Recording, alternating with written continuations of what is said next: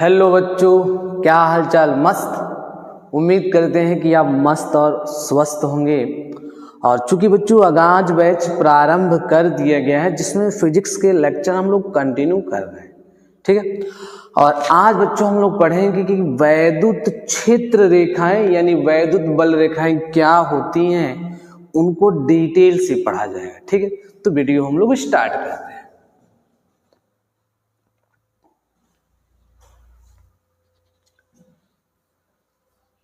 हाँ भाई, वैद्युत क्षेत्र रेखाएं क्या होती हैं उससे पहले थोड़ा सा हम चर्चा करना चाहेंगे। जो अपने वैद्युत क्षेत्र की जो गणितीय व्यंजक पढ़े हुए हैं, वह गणितीय व्यंजक हमने पढ़ाया है कि यदि बच्चों मेरे पास कोई यहाँ पे पॉजिटिव चार्ज मान लीजिए क्या है, Q है, और इस पॉजिटिव चार्ज Q से स्मॉल r दूरी पर यदि कोई पॉइंट P है और इस पॉइंट P पर वैद्युत क्षेत्र की तीव्रता बतानी हो तो उसका गणितीय व्यंजक होता है 1/4 पाई एप्सिलॉन नॉट Q/r²। यह होता है। अच्छा, अब बच्चों यह जो गणितीय व्यंजक है यह हमें क्या बता रहा है, थोड़ा सा चर्चा करते हैं। तो देखिए, अब ध्यान से देखें तो यह जो वैद्युत क्षेत्र की तीव्रता है वह आवेश के क्या है, समानुपाती है, जैसा कि दिखाई दे रहा है भाई। इसका मतलब यह है कि मैं इस चार्ज की वैल्यू यदि बढ़ाऊंगा तो इस पॉइंट P पर वैद्युत क्षेत्र की तीव्रता क्या होगी, बढ़ेगी, ठीक है।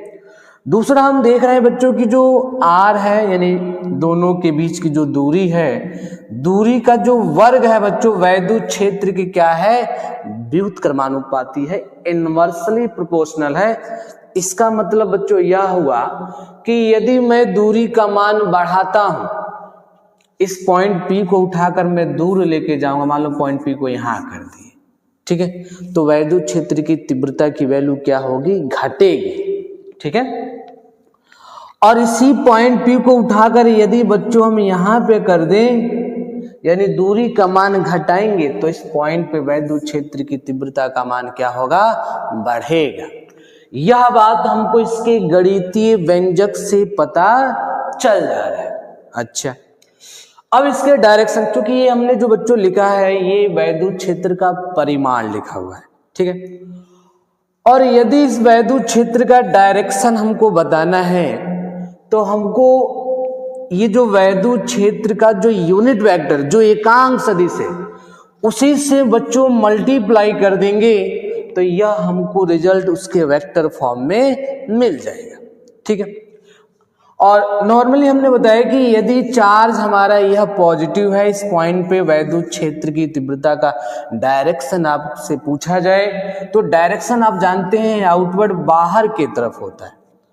और यदि ये चार्ज हमारा निगेटिव हो जाए बच्चों और सेम उसी पॉइंट P पर वैद्युत क्षेत्र की तीव्रता पूछे तो वैद्युत क्षेत्र का डायरेक्शन बच्चों कहाँ होगा, अंदर के साइड हो जाएगा। यानी यदि चार्ज पॉजिटिव है तो वैद्युत क्षेत्र का डायरेक्शन आउटवर्ड बाहर की तरफ, और यदि चार्ज निगेटिव है तो पॉइंट P पर वैद्युत क्षेत्र की तीव्रता कहाँ होगी, अंदर की साइड होगी। यह सभी बातें बच्चों हमको इसके गणितीय व्यंजक से पता चलता है। अब जो है हम इसी वैद्युत क्षेत्र को चित्र के माध्यम से समझेंगे। भाई यदि चित्र के माध्यम से चीजें दिखाई देने लगे तो वह बेहतर और समझ में आती है, ठीक है। तो सबसे पहले फैराडे ने ही विद्युत क्षेत्र का चित्रमय निरूपण किया है और इन्होंने उसको कैसे चित्रमय निरूपण किया है वह चीज समझेंगे। और सेम चीज जो गणितीय व्यंजक से हमको पता चल रहा है हम उसके चित्र के माध्यम से भी वह चीज समझ सकते हैं। और फैराडे ने बताया है कि जो वैद्युत बल रेखाएं होती यानी वैद्युत क्षेत्र रेखाएं बोलूं चाहे वैद्युत बल रेखा बोलूं बच्चों एक ही है। मेरे पास मान लीजिए कोई पॉजिटिव चार्ज है, ठीक है। आप जानते हैं कि वह पॉजिटिव चार्ज अपने अगल बगल क्या बनाएगा, वैद्युत क्षेत्र बनाएगा, ठीक है। और उसके वैद्युत क्षेत्र में हम किसी धन परीक्षण आवेश को क्या कर रहे हैं, रख दे रहे हैं, बिल्कुल फ्रीली रख रहे हैं, स्वतंत्र रूप से रख रहे हैं। और रखने के बाद वह चार्ज जिस काल्पनिक पथ पर बच्चों गति करेगा उस गति करने का जो काल्पनिक पथ है उसी को हम लोग बोलेंगे वैद्युत क्षेत्र रेखा या वैद्युत बल रेखा। ठीक है, चलिए फिगर के माध्यम से चीजें हम लोग समझते हैं, बेहतर समझेंगे।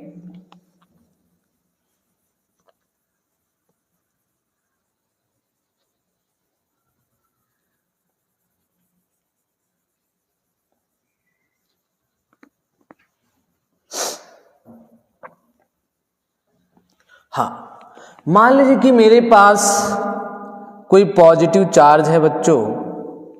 यहां मान लेते हैं कि मेरे पास एक पॉजिटिव चार्ज क्या है, Q है। और आप जानते हैं कि यह पॉजिटिव चार्ज अपने अगल बगल क्या बनाएगा, वैद्युत क्षेत्र क्रिएट करेगा। और मैं इसके वैद्युत क्षेत्र में एक धन परीक्षण आवेश Q0 को स्वतंत्र रूप से रख देता हूं। ठीक है, फ्रीली रख दिए। तो आप यह बताइए कि यह धन परीक्षण आवेश इस चार्ज की वजह से अंदर की साइड गति करना चाहेगा कि बाहर के साइड? भाई जाहिर सी बात है, दोनों धन आवेश है, ये भी धन परीक्षण आवेश है, ये पॉजिटिव चार्ज आपको दिखाई दे ही रहा है। तो इनके बीच फोर्स कैसा लगेगा, प्रतिकर्षण वाला लगेगा, रिपल्सन वाला। तो यह जो चार्ज है बच्चों बाहर की साइड गति करने का प्रयास करेगा, यानी कुछ इस प्रकार। इसको मैं इस Q0 को मान लीजिए यहां उठा के रख दिए, यानी ऐसे ही तमाम पोजीशन पे उठा कर रखें इसको, तो इसके गति करने के जो पथ आपको बच्चों मिलेंगे कुछ इस प्रकार मिलेंगे। बोलिए मिलेंगे कि नहीं मिलेंगे? बिल्कुल ऐसे मिलेंगे। और यही जो काल्पनिक पथ है बच्चों, इन्हीं पथ को बोला जाता है वैद्युत क्षेत्र रेखा। ठीक है, अब मान लीजिए कि मेरे पास चार्ज क्या है, नेगेटिव चार्ज है। मेरे पास चार्ज कैसा है, नेगेटिव। और ये नेगेटिव चार्ज है तो अभी अपने मतलब ये भी अपने अगल बगल क्या बनाएगा, वैद्युत क्षेत्र बनाएगा। और मैं इसके वैद्युत क्षेत्र में यदि इस धन परीक्षण आवेश को बच्चों यहां पे रख दूं, तो यह धन परीक्षण आवेश बताइए अब किधर गति करना चाहेगा, इन दोनों के बीच बच्चों कैसा फोर्स लग रहा है? मैंने उल्टा बोल दिया यहाँ पे।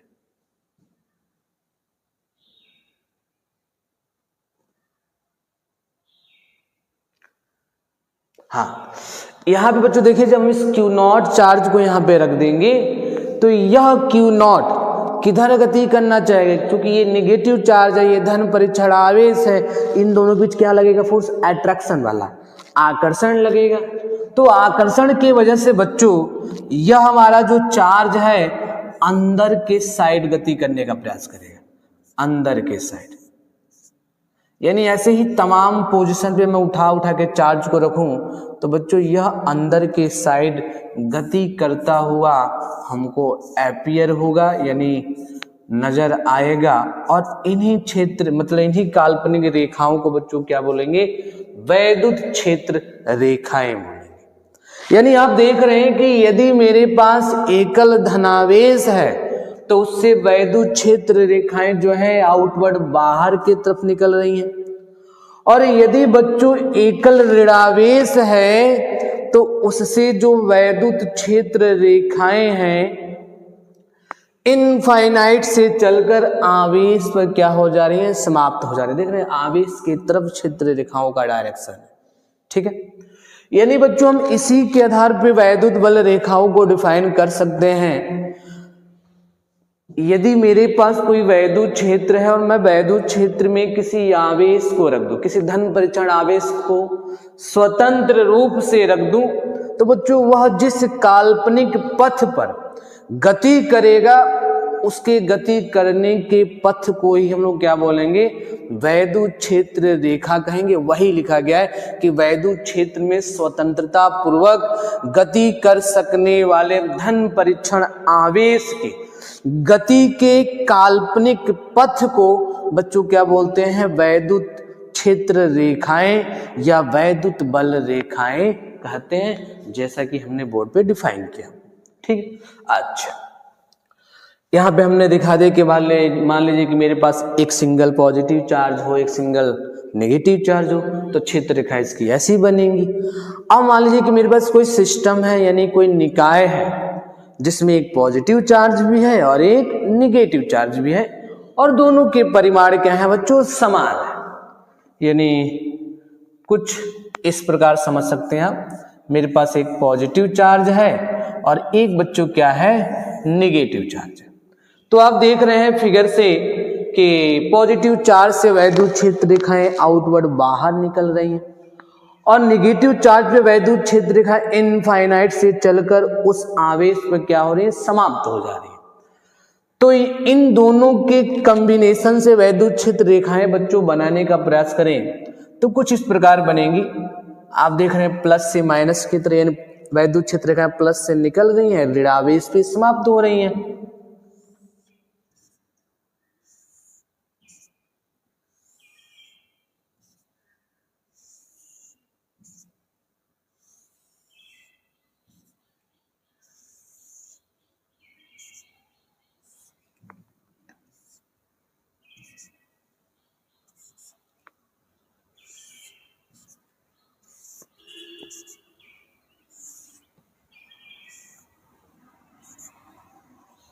यानी कुछ बच्चों इस प्रकार की वैद्युत क्षेत्र रेखाएं मिलेंगी जब मेरे पास पॉजिटिव भी चार्ज हो और निगेटिव भी चार्ज हो और दोनों एक सिस्टम में हो। दोनों चार्ज के परिमाण यहाँ पे सेम थे, तो आप देख रहे हैं कि प्लस आवेश से वैद्युत क्षेत्र रेखाएं निकली और ऋण आवेश पे समाप्त हो गई। ठीक है, एक बार और समझेंगे हमने वैद्युत क्षेत्र रेखाएं कैसे डिफाइन किया है। हमने सिंपल बताया कि वैद्युत क्षेत्र में स्वतंत्रता पूर्वक गति कर सकने वाले धन परिक्षण आवेश की गति के काल्पनिक पथ, ये जो काल्पनिक, जो इमेजिनरी लाइन आपको दिखाई दे रही हैं, इन्हीं काल्पनिक पथ को बच्चों बोलते हैं वैद्युत क्षेत्र रेखाएं, चाहे इसी को बोलते हैं वैद्युत बल रेखाएं। ठीक है, ये हमने डिफाइन कर दिया। अब इसके कुछ कैरेक्टर हैं बच्चों, कुछ गुण हैं, उन गुण को भी हम लोग समझ लेते हैं। ठीक है, तो देखिए गुण मैं अगले स्लाइड में डिफाइन करता हूं। हाँ, पहला गुण बच्चों जो हमने अभी आपको बताया कि जो हाँ, वैद्युत बल रेखाओं के गुण समझ लीजिए क्या होते हैं। तो हम देखे हैं कि बच्चों जो वैद्युत क्षेत्र रेखाएं हैं वह एकल धनावेश से प्रारंभ होकर इनफाइनाइट पर समाप्त होती हैं। तो पहला हमारा कैरेक्टर यही हो गया बच्चों कि जो धनावेश से वैद्युत क्षेत्र रेखाएं निकलेंगी तो वह इनफाइनाइट पे समाप्त होंगी। वही हमने लिखा है कि एकल धनावेश से उत्पन्न वैद्युत क्षेत्र रेखाएं कहाँ समाप्त होती हैं बच्चों, अनंत पर समाप्त होती हैं, इनफाइनाइट पर। और यदि बच्चों हमारे पास एकल ऋणावेश है तो एकल ऋणावेश से उत्पन्न वैद्युत क्षेत्र रेखाएं कहाँ पे, मतलब यदि मेरे पास क्या है बच्चों, एकल ऋणावेश है तो एकल ऋणावेश से उत्पन्न वैद्युत क्षेत्र रेखाएं इनफाइनाइट से चलकर उस आवेश के ऊपर समाप्त हो जाती है, जैसा कि सेकंड नंबर फिगर में हमने आपको दिखाया। देखिए तो ये देखिए, ये हमारा फिगर नंबर ए था बच्चों, ये बी है और ये सी है। तो देखिए इनफाइनाइट से चलकर वैद्युत क्षेत्र रेखाएं आवेश पे क्या हो जा रही है, समाप्त हो जा रही है। ठीक है, अच्छा अब देखिए तीसरा पॉइंट हमने लिखा है कि यदि किसी निकाय में धनावेश भी हो और ऋणावेश भी हो, जब धनावेश होगा तो वैद्युत क्षेत्र रेखाएं धनावेश से निकलकर ऋणावेश पर क्या हो जाएंगे बच्चों, समाप्त हो जाएंगी। वही हमने पॉइंट लिखा हुआ है। ठीक है, तीसरा पॉइंट यह है कि बच्चों किसी वैद्युत क्षेत्र रेखा के किसी बिंदु पर खींचा गया स्पर्श रेखा वह वैद्युत क्षेत्र की डायरेक्शन को प्रदर्शित है। चलिए फिगर में देखते हैं यह बात हम लोग। देखिए मेरे पास यह वैद्युत क्षेत्र रेखाएं हैं। ठीक है, अच्छा बताइए मैं इस वैद्युत क्षेत्र रेखा के किसी पॉइंट पर स्पर्श रेखा खींचूं तो भाई स्पर्श रेखा खींचेंगे तो बिल्कुल सीधा ऐसे होगा। तो यह बच्चों वैद्युत क्षेत्र की डायरेक्शन को इंडिकेट करेगा। अभी हमने आपको बताया कि हम जो वैद्युत क्षेत्र के गणितीय व्यंजक जो अभी पीछे हमने आपको बताया है, जो इंफॉर्मेशन बच्चों हमको उस गणितीय व्यंजक से मिलता है वही सेम इंफॉर्मेशन हमको इसके चित्र के माध्यम से भी मिलता है। तो देखिए यहाँ पे यदि हमने ये जो वैद्युत क्षेत्र रेखा खींचा हुआ है, वैद्युत क्षेत्र रेखा के किसी भी पॉइंट पर यदि मैं स्पर्श रेखा खींच दूं तो वह बच्चों वैद्युत क्षेत्र के डायरेक्शन को प्रदर्शित करेगा।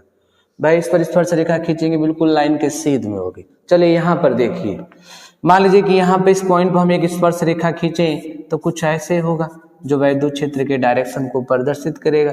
यहाँ पे खींच दें तो वैद्युत क्षेत्र के डायरेक्शन को इधर प्रदर्शित करेगा। समझ रहे हैं बातें?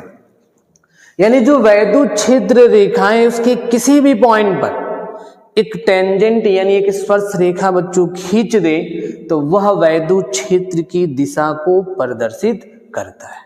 ठीक है, अच्छा चलिए अगला पॉइंट समझते हैं हम लोग।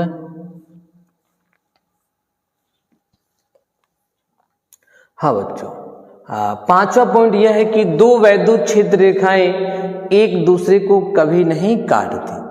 अब बच्चों क्यों नहीं काटती हैं, उसका रीजन है क्योंकि जब दो वैद्युत क्षेत्र रेखाएं बच्चों एक दूसरे को कट कर देंगी किसी पॉइंट पर, जैसे मान लीजिए कि मेरे पास कोई चार्ज Q था और इससे वैद्युत क्षेत्र रेखाएं निकले और निकलने के बाद किसी पॉइंट पर क्या कर रही हैं, कट कर रही हैं। जब बच्चों ये कट करेंगी तो इनके कटान बिंदु पे आप दो स्पर्श रेखाएं खींच सकते हैं।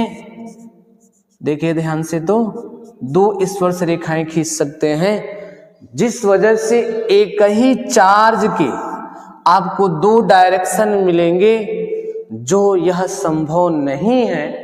इसी वजह से बच्चों के दो वैद्युत क्षेत्र रेखाएं एक दूसरे को कभी नहीं काटती। मैं इस बात को चाहे तो यहाँ पे और लिख भी सकता हूं। चलिए लिख दे, दो वैद्युत क्षेत्र एक दूसरे को कभी नहीं काटती क्योंकि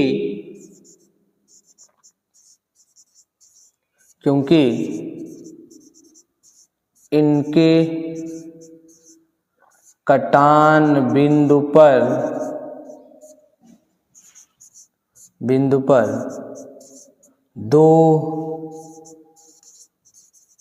दो स्पर्श रेखाएं, दो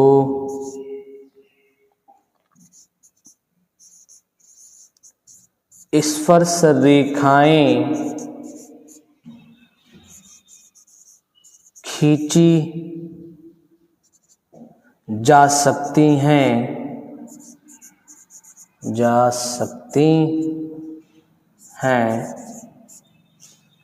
जो एक ही बिंदु आवेश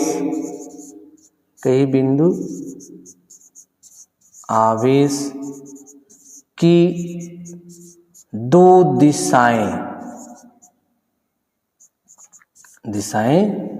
प्रदर्शित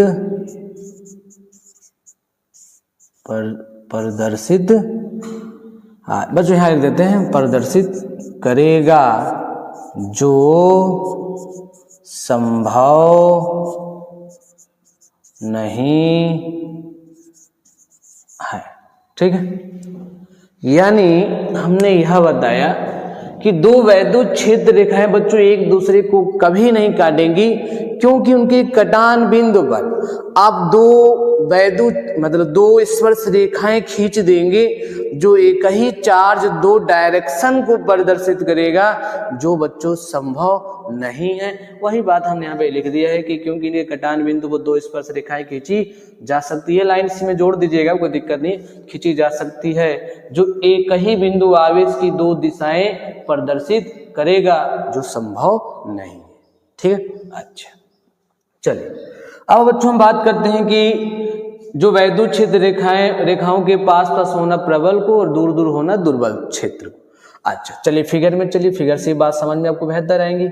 हाँ, जैसे मान लीजिए अभी हमने उसके गणितीय व्यंजक से यह बात समझ लिया कि वैद्युत क्षेत्र का मान कब बढ़ेगा कब घटेगा। भाई दूरी जैसे बढ़ रही थी वैद्युत क्षेत्र का मान घट रहा था, दूरी को घटा रहे तो वैद्युत क्षेत्र का मान क्या हो रहा था, बढ़ रहा था। और वह चीज बच्चों हम इसके चित्र के माध्यम से भी हमको समझ में आता है। मान लीजिए कि मेरे पास दो समतल एरिया हैं और बिल्कुल उनका क्रॉस सेक्शनल एरिया क्या है, समान है, और उनको मैं वह इस वैद्युत क्षेत्र में रख देता हूं। ठीक है, समतल एरिया दोनों का बच्चों क्या है, समान है, और मैंने वैद्युत क्षेत्र में रख दिया है। तो देखिए इस समतल एरिया से 3 रेखाएं पास हो रही हैं और इस समतल एरिया से बच्चों केवल 1 रेखाएं पास हो रही हैं। इसका मतलब यह है कि इन रेखाओं का पास होना वह प्रबल वैद्युत क्षेत्र को, इसमें से ज्यादा पास हो रही है तो यहाँ पे वैद्युत क्षेत्र क्या है, प्रबल है, यानी यह प्रबल वैद्युत क्षेत्र को इंडिकेट कर रहा है। और यहां बच्चों केवल 1 लाइन पास हो रही है तो यह दुर्बल वैद्युत क्षेत्र को प्रदर्शित कर रहा है। यानी ये जो वैद्युत क्षेत्र रेखाएं बच्चों हैं, इन वैद्युत क्षेत्र रेखाओं का पास होना प्रबल वैद्युत क्षेत्र को और दूर दूर होना दुर्बल वैद्युत क्षेत्र को प्रदर्शित करता है। इसका मतलब आप इस आवेश से जैसे जैसे बच्चों दूर होते जाएंगे, क्षेत्र रेखाएं क्या होंगी और सेपरेट होती जाएंगी, दूर दूर होती जाएंगी। जब रेखाएं दूर दूर होती जाएंगी बच्चों तो वह दुर्बल वैद्युत क्षेत्र को, और जब हम नजदीक में है तो क्षेत्र रेखाएं क्या है, पास हैं, तो वह प्रबल वैद्युत क्षेत्र को प्रदर्शित करती है। ठीक है, ये हमारा छठा पॉइंट हो गया। अच्छा, अगला पॉइंट देखिए। अगला पॉइंट बच्चों यह है कि किसी आवेशित चालक से क्षेत्र रेखाएं उसके पृष्ठ के अभिलंबवत बाहर की तरफ होती हैं। जैसे मान लीजिए कि मेरे पास कोई आवेशित चालक है बच्चों, यहाँ पे मान लीजिए कोई आवेशित चालक है जिसको हमने प्लस चार्ज दिया हुआ है, कोई वस्तु है, मतलब ये वस्तु चालक है। ठीक है, क्या है, चालक है। तो इस चालक से बच्चों जो क्षेत्र रेखाएं निकलेंगे इसके सरफेस के अभिलंबवत निकलेंगे, अंदर के साइड नहीं, बाहर के साइड। यानी जो वैद्युत क्षेत्र रेखाएं बच्चों निकलेंगी वह सभी क्या होंगी, आउटवर्ड, बाहर इस सरफेस के होंगी। ठीक है, यानी कुछ वैद्युत क्षेत्र रेखाएं इस प्रकार हमको मिलेंगी जब कोई आवेशित चालक होगा। ठीक है, तो इतनी बातें बच्चों हम लोगों ने जो पढ़ा, ये वैद्युत बल रेखाओं के बारे में पढ़ा, वैद्युत बल रेखाओं के गुण क्या होते हैं, वे सभी पॉइंट हमने कवर कर लिया। इससे बाहर कुछ भी आपके बोर्ड पेपर में पूछा नहीं जाता। ठीक है, फिलहाल इस वीडियो में बच्चों इतना ही, आप इसको नोट कर सकते हैं। ठीक है, और एक बात और, जो भी हम बच्चों यहाँ पढ़ाते हैं इसके सभी हैंड रिटेन नोट्स हम अपने टेलीग्राम चैनल पे और व्हाट्सएप ग्रुप में भी शेयर करते हैं। तो जो विद्यार्थी ग्रुप को ज्वाइन नहीं किए हैं ग्रुप को ज्वाइन कर लें, जिससे उनको एक बेहतर नोट्स मिलता रहेगा और वह अपने तरीके से उस नोट्स को खुद डिजाइन कर सकते हैं बस पीडीएफ की सहायता से। ठीक है, तो जिसका क्या कहते हैं जो लिंक है आपको डिस्क्रिप्शन बॉक्स में मिल जाएगा, आप वहां से ज्वाइन कर सकते हैं और नोट्स बना सकते हैं। सो बच्चों धन्यवाद आज के इस वीडियो में।